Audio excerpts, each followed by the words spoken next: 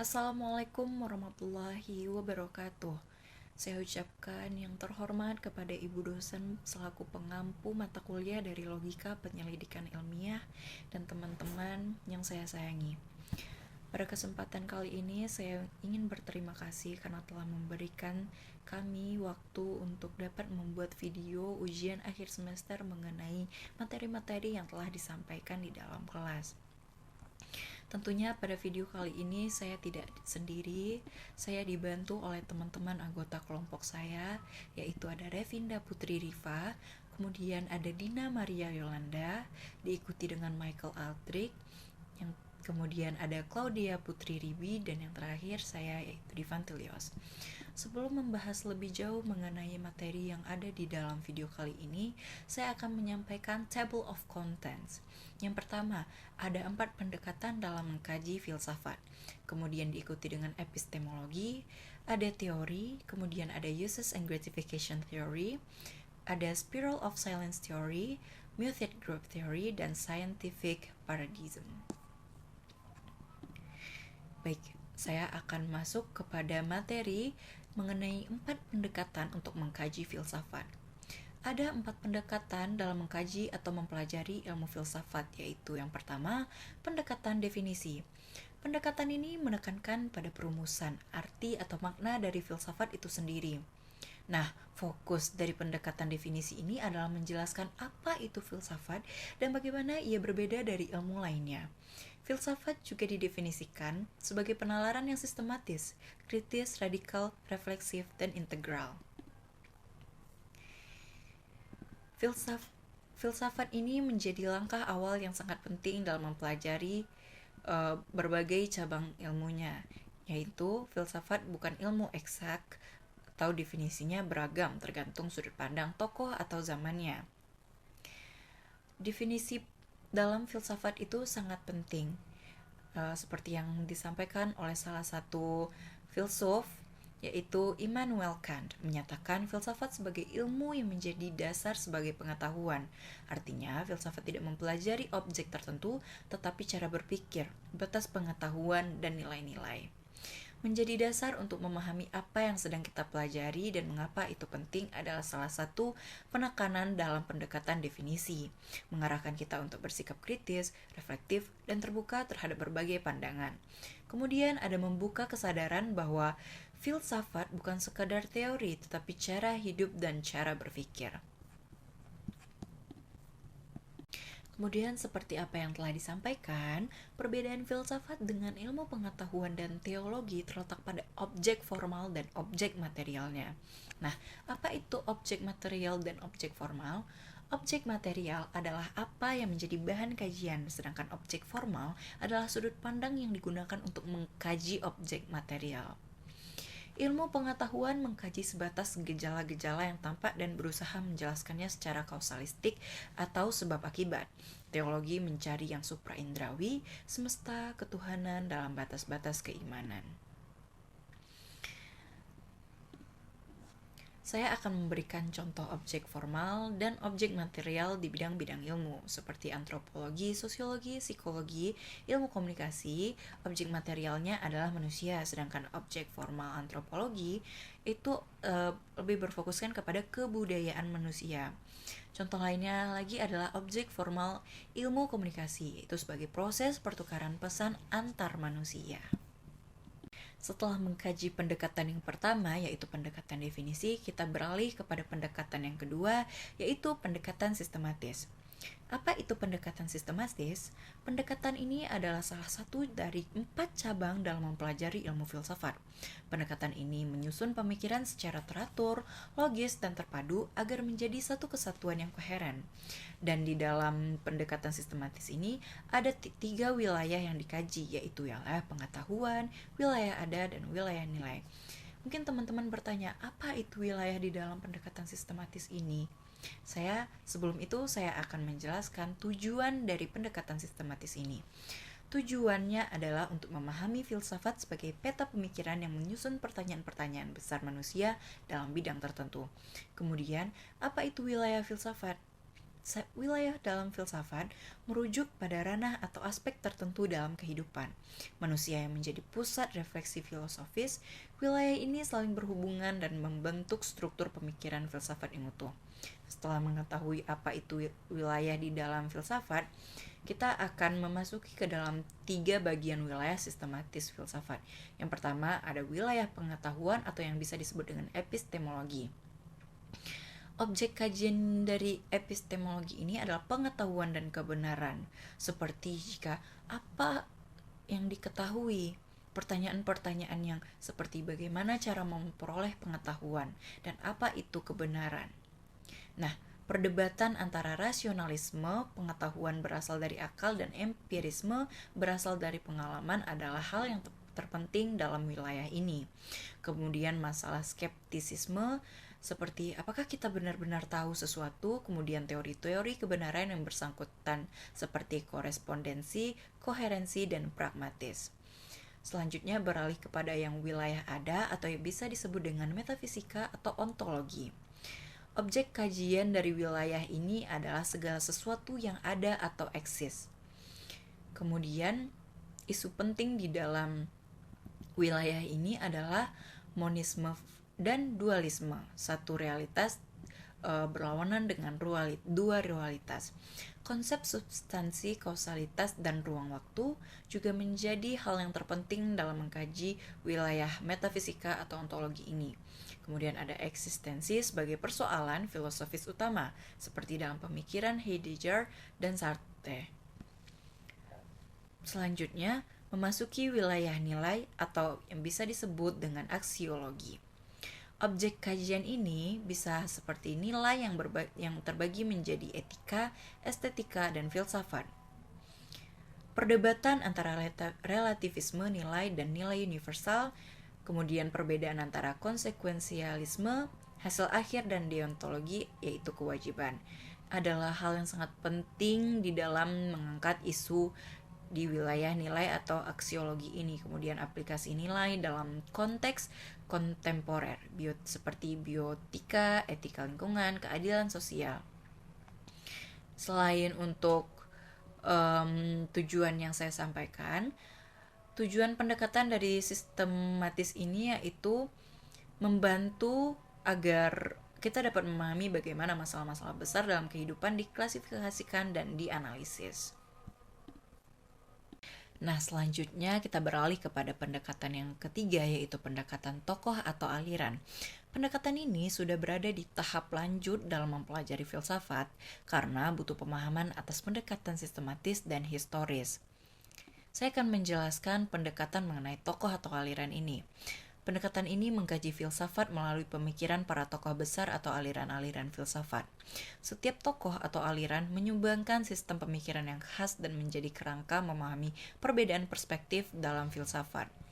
Kemudian, dengan menggunakan pendekatan ini dapat membantu memahami beragam sudut pandang terhadap persoalan yang sama, mengikuti perkembangan historis dan konseptual dalam pemikiran filsafat. Di dalam pendekatan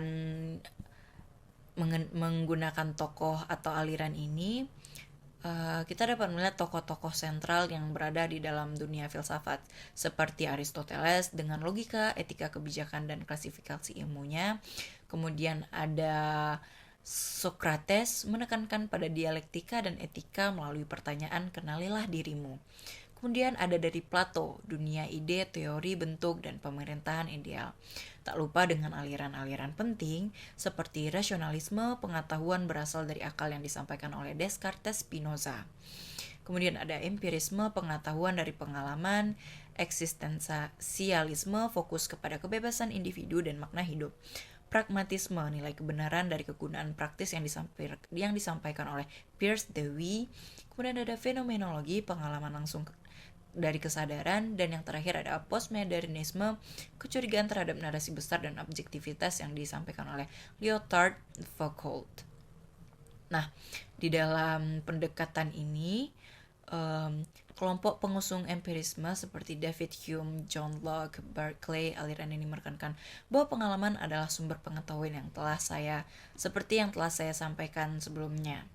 Nah, di dalam pendekatan melalui tokoh dan aliran ini juga sangat dilarang seorang filsuf membahas ketiga wilayah sistematika secara tuntas, kecuali Immanuel Kant yang menjelajahi wilayah sistematika secara lengkap melalui bukunya yaitu Critique of Pure Reason, Critique of Practical Reason, and Critique of Judgment. Kemudian sampailah kita kepada pendekatan yang terakhir untuk mengkaji atau mempelajari ilmu filsafat, yaitu pendekatan sejarah. Nah, pendekatan sejarah adalah cara mempelajari filsafat dengan menelusuri perkembangan pemikiran filsafat dari masa ke masa, serta memahami konteks sosial, budaya, dan politik yang memengaruhinya. Pendekatan sejarah tiap periode memiliki tantangan, masalah, dan konteks sosial politik yang mewarnai pemikiran filsafat. Ada 3 pembagian periode waktu dalam sejarah filsafat, yaitu periode waktu Yunani kuno, skolastik, dan modern yang dikembangkan oleh Susan Langer menjadi 6 tahap. Saya akan memberikan pembagian umum periode sejarah filsafat. Yang pertama ada zaman Yunani kuno, yaitu pada tahun 600 sebelum Masehi sampai 476 Masehi. Di zaman Yunani kuno ini, masa lahirnya filsafat dari mitos ke logos atau yang bisa disebut dengan nalar.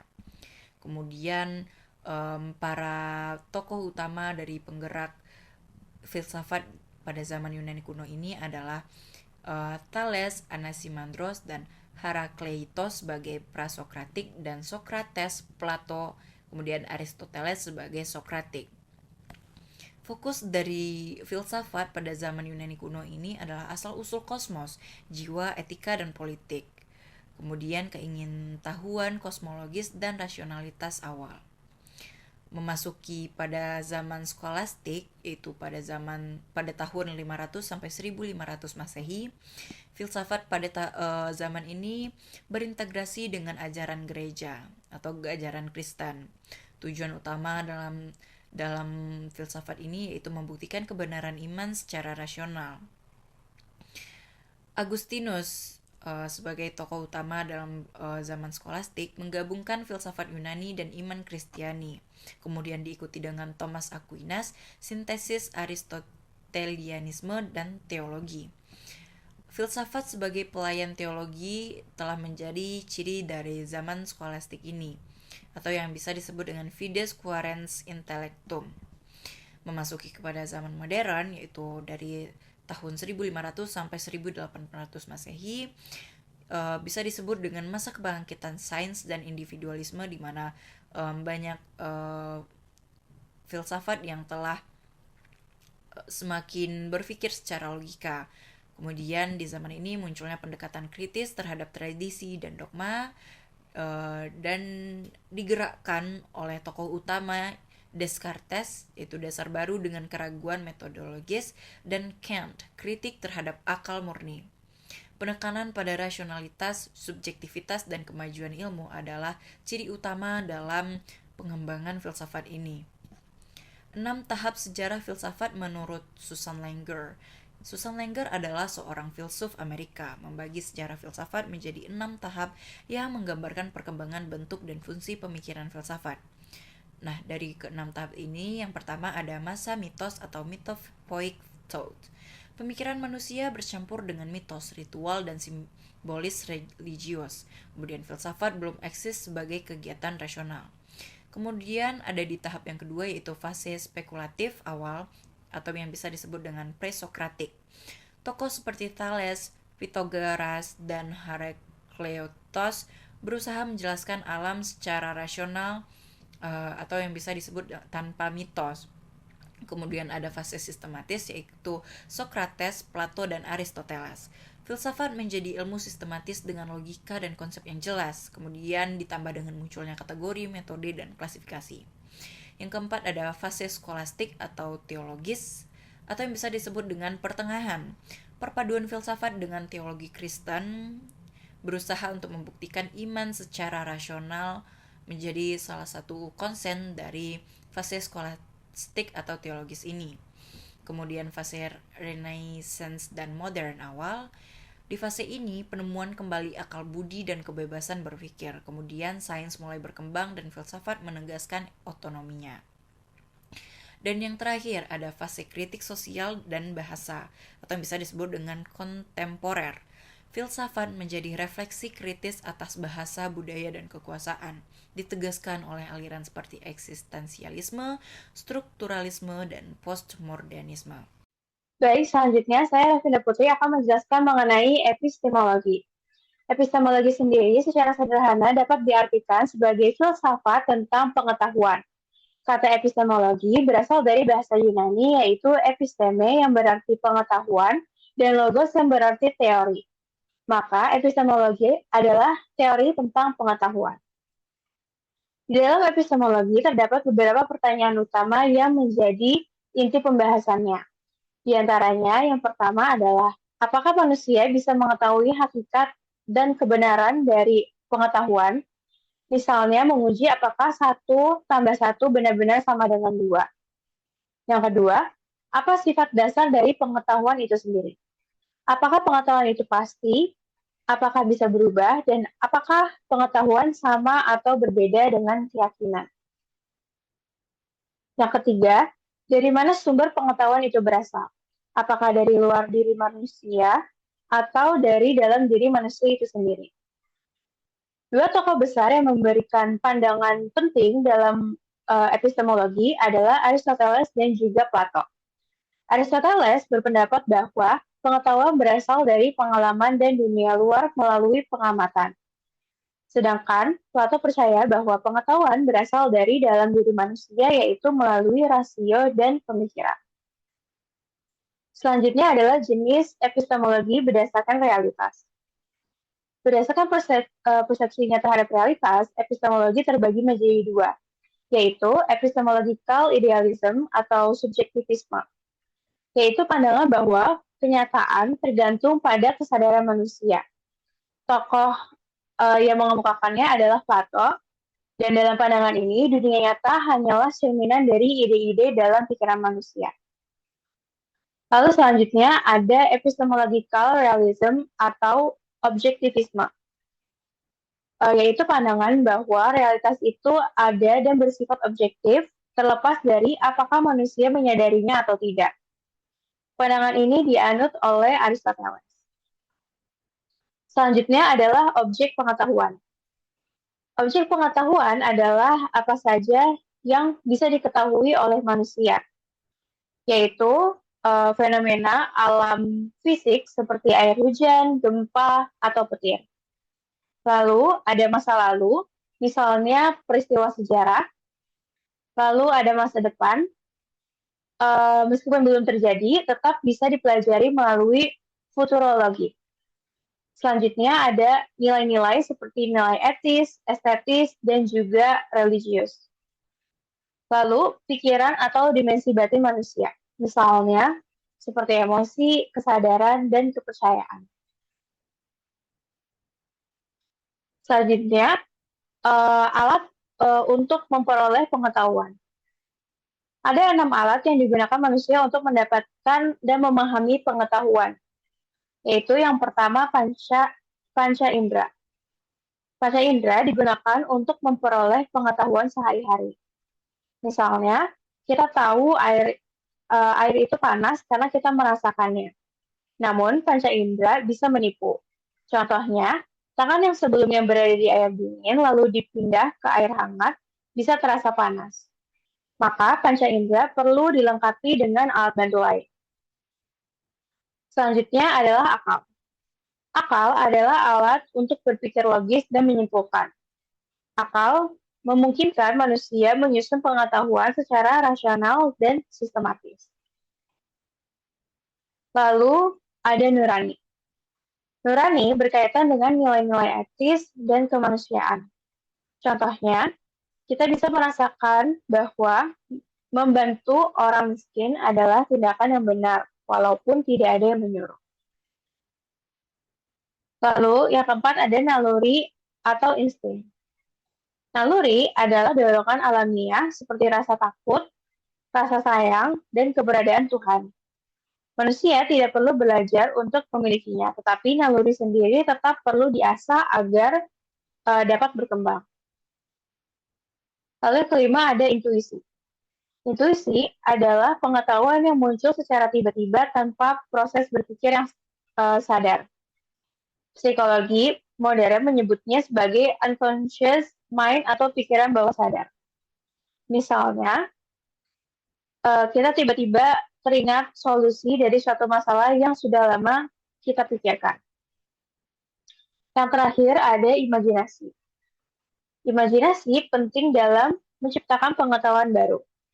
Dalam agama pun, imajinasi digunakan untuk membayangkan hal-hal yang tidak terlihat, seperti surga, neraka, atau Tuhan. Imajinasi juga menjadi dasar dalam menciptakan teori dan gagasan. Lalu, yang terakhir ada jenis-jenis pengetahuan. Pengetahuan terbagi ke dalam beberapa jenis tergantung bagaimana cara mendapatkannya. Yang pertama, pengetahuan biasa atau ordinary knowledge. Pengetahuan biasa diperoleh dari pengalaman sehari-hari dan tidak membutuhkan proses berpikir yang mendalam. Contohnya, seperti kita tahu api itu panas karena kita pernah menyentuhnya. Lalu yang kedua ada pengetahuan ilmiah. Pengetahuan ilmiah sendiri diperoleh melalui metode ilmiah, yaitu dengan pengamatan, eksperimen, dan pembuktian. Contohnya seperti hukum gravitasi oleh Newton. Yang ketiga, ada pengetahuan teknologi. Pengetahuan teknologi merupakan cabang dari pengetahuan ilmiah yang berorientasi pada penerapan secara teknis. Misalnya, cara kerja mesin atau sistem komputer. Yang keempat, ada pengetahuan ideologi. Berisi doktrin atau pedoman perilaku yang bersifat kolektif dan disepakati bersama. Misalnya, Pancasila sebagai ideologi bangsa Indonesia. Lalu yang kelima, ada pengetahuan filosofis. Bersifat mendalam dan luas, dan biasanya digunakan untuk menjawab pertanyaan-pertanyaan mendasar tentang hidup, realitas, dan juga kebenaran. Yang keenam, ada pengetahuan mistik atau agama. Pengetahuan ini berkaitan dengan pengalaman spiritual atau keagamaan. Sifatnya subjektif dan sulit dibuktikan secara ilmiah, namun memiliki makna yang dalam bagi pemeluknya. Sebagai penutup, epistemologi sendiri itu mengajarkan kita untuk tidak menerima pengetahuan begitu saja, tetapi untuk mengkritisi, memahami, dan menyadari dari mana pengetahuan itu berasal, bagaimana cara kita mendapatkannya, dan apa nilainya bagi kehidupan. Dengan memahami epistemologi, kita bisa menjadi pribadi yang lebih efektif dan kritis dalam berpikir, baik dalam ilmu pengetahuan maupun kehidupan sehari-hari. Oke, selanjutnya kita masuk ke teori. Apa sih teori itu? Teori merupakan sekumpulan ide atau konsep yang disusun secara sistematis untuk membantu menjelaskan suatu fenomena. Dengan teori, kita dapat memahami hubungan sebab akibat dan juga memprediksi apa yang mungkin terjadi di masa depan. Contohnya dalam bidang komunikasi, teori itu menjelaskan bagaimana proses penyampaian pesan terjadi, kenapa bisa terjadi kesalahpahaman, dan bagaimana cara berkomunikasi yang lebih efektif. Proses pembentukan teori ini sendiri juga biasanya dimulai dari pengamatan terhadap suatu peristiwa atau masalah, kemudian peneliti mengumpulkan data, lalu merumuskan dugaan awal atau hipotesis. Kemudian hipotesis ini yang diuji melalui penelitian. Jika terbukti konsisten, hipotesis tersebutlah yang akan dikembangkan menjadi teori. Namun, teori bersifat dinamis dan dapat direvisi jika ada temuan baru atau bukti baru. Baik, selanjutnya kita akan masuk ke teori uses and gratification. Uses and gratification adalah teori yang memandang individu sebagai pihak aktif dalam memilih media. Setiap orang menggunakan media untuk memenuhi kebutuhan tertentu. Ada yang mencari hiburan, ada yang ingin mendapatkan informasi, ada juga yang ingin merasa terhubung dengan orang lain. Misalnya, ketika seseorang sedang stres, ia mungkin memilih menonton video lucu di TikTok sebagai bentuk hiburan. Ketika sedang mencari tahu informasi terkini, ia membuka berita online. Sementara itu, saat merasa kesepian, ia membuka media sosial untuk melihat aktivitas orang lain atau ikut diskusi di kolom komentar. Inti dari teori ini adalah, individu bukan sekedar objek yang dipengaruhi oleh media, tapi justru menggunakan media secara sadar untuk tujuan pribadi. Pilihan media seseorang menggambarkan kebutuhan emosional, kognitif, bahkan sosialnya. Dalam konteks digital saat ini, teori ini menjadi sangat relevan karena kita hidup di era di mana akses terhadap media sangat luas dan setiap orang memiliki kontrol penuh untuk memilih konten apa yang ingin dikonsumsi. Selanjutnya adalah teori spiral of silence, yakni teori yang menjelaskan kecenderungan individu untuk diam ketika merasa pendapatnya berbeda dari mayoritas. Teori ini menunjukkan bahwa tekanan sosial dapat membuat seseorang enggan berbicara karena takut dikucilkan, diserang, atau tidak diterima. Dalam praktiknya, ini sering terlihat di media sosial. Ketika suatu isu sedang ramai diperbincangkan dan suara mayoritas sudah terlihat jelas, individu yang punya pendapat berbeda cenderung memilih diam. Bukan karena mereka tidak punya argumen, tetapi karena mereka membaca situasi sosial dan memilih untuk menghindari risiko konflik. Semakin banyak orang yang diam, maka suara mayoritas terlihat semakin dominan. Hal ini menciptakan spiral yang makin sedikit mendapatkan alternatif yang muncul, makin kuat persepsi bahwa semua orang setuju, padahal sebenarnya tidak. Ini berbahaya karena bisa menghambat diskusi yang sehat dan menciptakan ruang publik yang tidak inklusif. Fenomena ini juga menjelaskan kenapa sebagian orang lebih memilih menjadi pengamat pasif daripada aktif berdiskusi, terutama dalam isu-isu sensitif seperti politik, agama, atau identitas. Yang terakhir yaitu muted group theory. Method group theory membahas tentang bagaimana kelompok tertentu seperti perempuan atau kelompok minoritas yang mengalami kesulitan dalam menyuarakan pengalaman mereka karena struktur bahasa publik dikendalikan oleh kelompok dominan. Bahasa yang digunakan dalam masyarakat, termasuk dalam media politik dan institusi pendidikan, lebih banyak mencerminkan sudut pandang kelompok yang punya kekuasaan. Akibatnya, pengalaman kelompok yang tidak dominan tidak mendapatkan tempat atau bahkan dianggap tidak penting. Contohnya, banyak pengalaman yang dialami oleh perempuan seperti pelecehan, tekanan gender, atau peran ganda di rumah dan pekerjaan tidak terwakili secara adil dalam narasi publik. Ketika mereka mencoba berbicara seringkali dianggap melebih-lebihkan, terlalu emosional, atau tidak relevan. Muted group theory tidak mengatakan bahwa kelompok minoritas tidak bisa bicara, tetapi menyoroti bahwa media dan struktur komunikasi yang tersedia tidak memberikan ruang yang setara. Mereka bisa bicara, tapi bahasanya harus disesuaikan dengan sistem yang dibangun oleh kelompok dominan, dan ini membuat pengalaman asli mereka sering terdistorsi. Oke, sekarang masuk ke konsep dasar paradigma ya. Nah, di bagian ini tuh aku menjelasin kalau paradigma itu adalah sebuah konsep yang penting dalam filsafat dan studi ilmiah. Meskipun buku dasar-dasar logika yang waktu itu dibeli itu berfokusnya pada penalaran yang benar, pemahaman tentang paradigma. Tapi pemahaman tentang paradigma ini sangat penting karena paradigma itu membentuk cara kita berpikir, meneliti, dan memahami dunia. Termasuk bagaimana kalau cara kita membangun logika dan pengetahuan. Aku akan bahas coba apa itu sih paradigma. Secara umum tuh paradigma itu dapat diartikan sebagai ada dua kerangka konseptual atau kepercayaan, asumsi nilai dan praktik yang diterima oleh suatu komunitas ilmiah atau disiplin ilmu pada waktu tertentu. Nah, hal ini tuh adalah sebuah lensa atau penglihatan yang di mana kita bisa melihat dari para peneliti yang memandang dan menafsirkan realitas.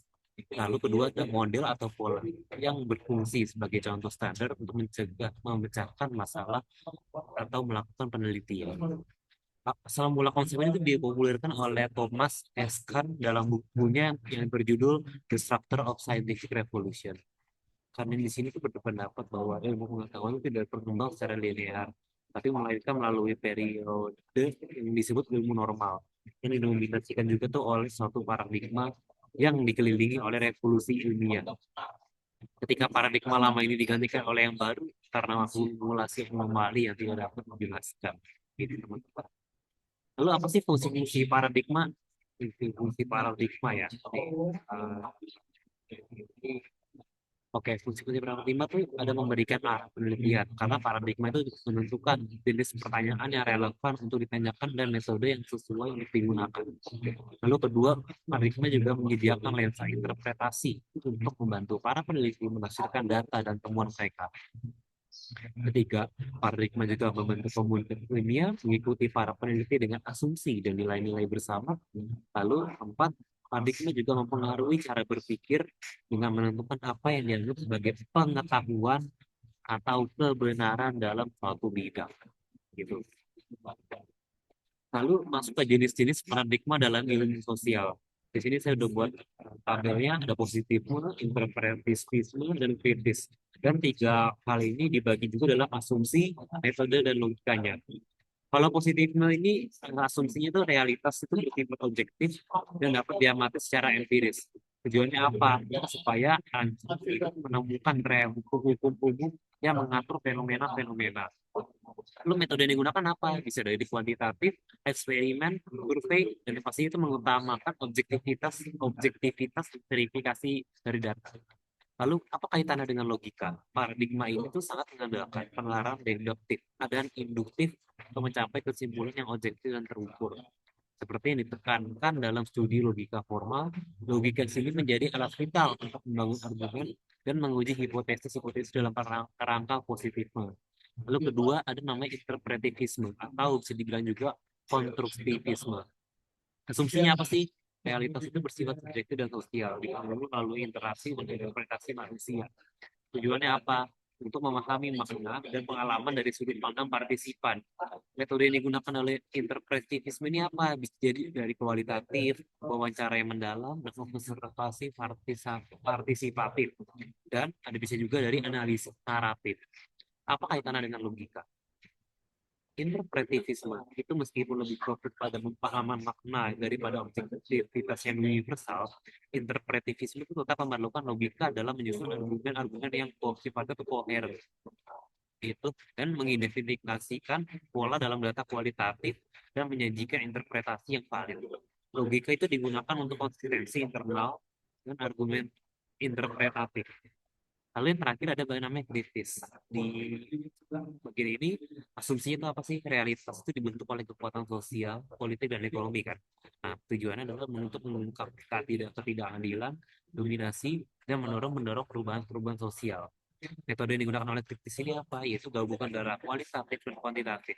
Yaitu sebuah analisis kekuasaan dan studi kasus yang bersifatnya kritis. Lalu apa kaitannya dengan logika?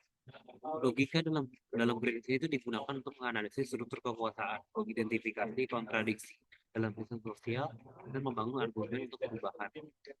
Pengarahan dialektis ini juga sering digunakan untuk mengungkap tesis dan antitesis dalam dinamika sosial. Jadi kesimpulan dari yang tadi saya udah jelasin, paradigma itu bisa disebutkan sebagai landasan filosofis yang memimpin penelitian dan pemahaman kita. Juga memahami paradigma itu penting untuk menyadari asumsi-asumsi yang mendasari kehidupan kita, siap untuk dalam penyelidikan termasuk studi logika yang berupaya membangun penelarahan yang valid. Oke teman-teman. Lalu ini adalah referensi yang kami gunakan ada dari Surajiri Restanto, Kalsel Belamnar, Noeli Umat, Pram Rai, dan bukunya kan. Dan terima kasih sudah mendengarkan. Assalamualaikum warahmatullahi wabarakatuh.